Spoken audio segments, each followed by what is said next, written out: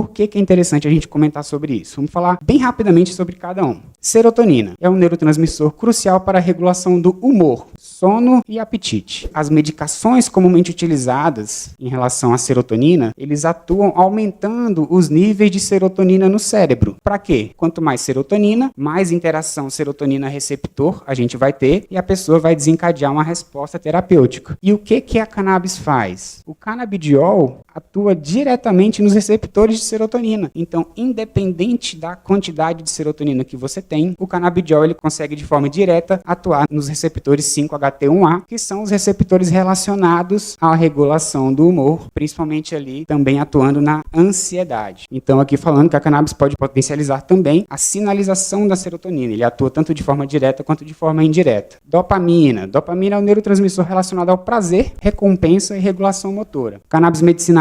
THC influencia na liberação de dopamina. E o CBD? Quando a gente quer tratar uma doença que precisa de mais dopamina ou de menos dopamina, a gente pode abrir opção de usar ou o THC para estimular a liberação de dopamina ou o CBD que pode antagonizar. Então a cannabis, ela tem o potencial de ajudar dos dois lados, não só de um, como as medicações geralmente conseguem fazer. Noradrenalina, neurotransmissor relacionado à atenção, estresse e regulação de humor. O que os remédios fazem? Inibem a recaptação de noradrenalina e aumentam os níveis de noradrenalina no cérebro para ela continuar fazendo efeito por mais tempo. O que os canabinoides fazem?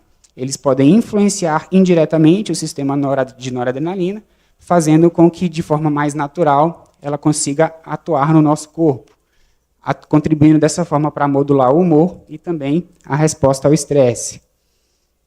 GABA. GABA aqui, vou ser um pouco mais direto, principal neurotransmissor inibidor. O que as medicações relacionadas ao GABA fazem? Que são os benzodiazepínicos. Eles são dados em ansiedade e em pacientes com distúrbios do sono. O que a cannabis faz?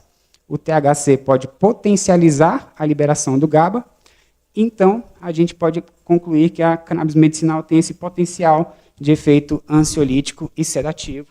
E aqui a gente está falando de um principal concorrente dos benzodiazepínicos, que são aquelas medicações muito perigosas quando usadas de forma indiscriminadamente. Glutamato eu achei interessante colocar aqui por conta da questão que ele é um neurotransmissor relacionado à neuroplasticidade e aprendizado. Então, quebrando um pouco aquele preconceito que as pessoas têm, quem utiliza a cannabis de qualquer forma fica com a memória ruim, pode ficar com o aprendizado prejudicado e tudo. Isso tudo depende muito. Quando usado de forma correta, a cannabis pode ajudar, inclusive, a melhorar a memória, foco, atenção. Uma das principais linhas aí de pesquisa da cannabis tem sido relacionado à questão do TDAH, muitas linhas de pesquisa envolvidas em relação a isso, sem os malefícios das medicações, né, alopáticas que a gente já conhece. Então, se a gente ainda tem médicos, psiquiatras, que atuam na área da neuropsiquiatria e tudo, que são tão preconceituosos assim, isso reforça a gente que a gente precisa quebrar preconceito. A principal mensagem que eu queria passar para vocês aqui é essa. A gente precisa quebrar preconceito, a gente precisa conscientizar as pessoas que estão ao nosso redor para elas entenderem que a cannabis não é uma coisa que, como foi ao longo dos anos, deve ser marginalizada. Muito pelo contrário.